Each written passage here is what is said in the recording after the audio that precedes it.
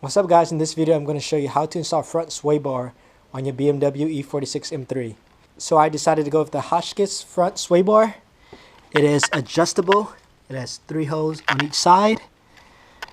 The hole furthest to the end, 11% stiffer than stock, 28% stiffer, and then 49% stiffer. And the kit comes with some grease, the bracket, bushing, and a spacer. So I'm going to show you how to install it. So here are the tools that you need.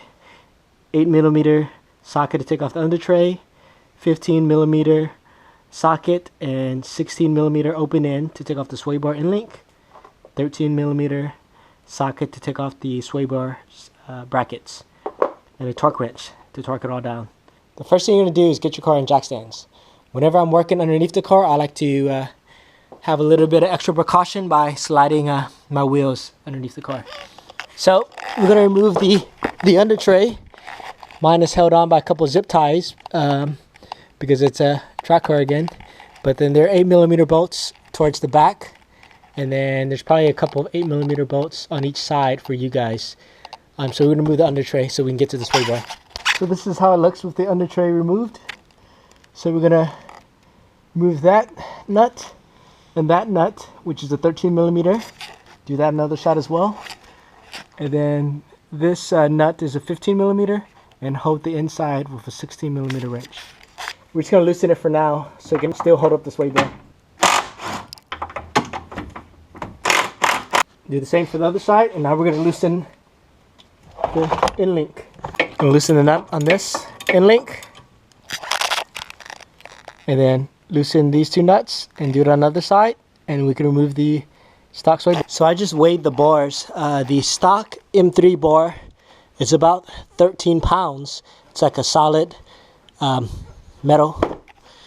And then the Hotchkis bar weighs about 9 pounds. So it's hollow, but it's a lot thicker. So that's great. I mean, it's about a 4-pound savings, which is great, especially since the Z3 steering rack I put in was about 3 pounds heavier. So this makes it about a wash. The next thing we're going to do is apply some grease into the inside of the bushing.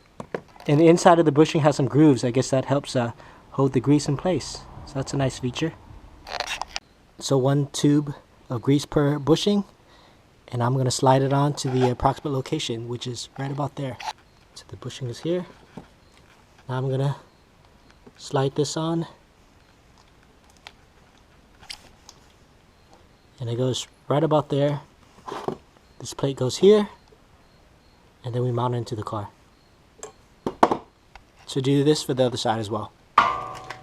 So now, with the bushing in place, I'm going to slide the bar into its approximate location.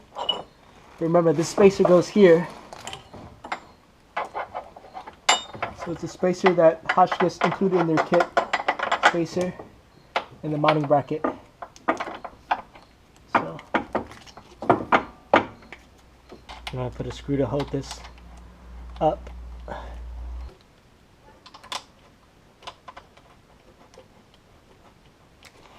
Install the bushing and make sure you include the spacer. And I loosely installed it, the nut. And I did it on the other side as well.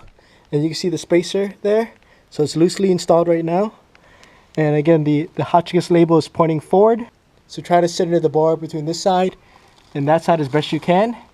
And then we're just going to loosely install the nuts before we go and put the end links on. So I'm putting my sway bar end link to the middle setting of the bar, which is 28%. I think the furthest one out is 11%, which is pretty much, I don't think it's going to do much compared to stock. The one inside is a little too aggressive, I think 49%, but I'm open to trying the one in the inside later on. But I'm going to go with the middle setting first, and then going to adjust it from there. So we're going to torque the sway bar end link to 48 foot-pounds. And we're going to torque the nuts here to 16 foot-pounds, which is pretty much hand tight. And put the under tray back on, and that's pretty much it. Hope you guys enjoyed the video. Thanks for watching.